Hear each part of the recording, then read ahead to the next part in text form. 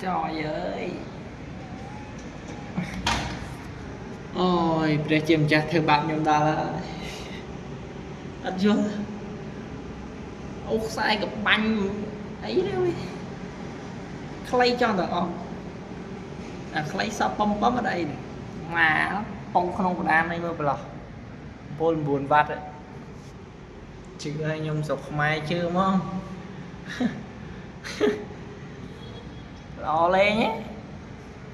đuổi mẹ về trời ơi ai trời ơi trời chui dám trời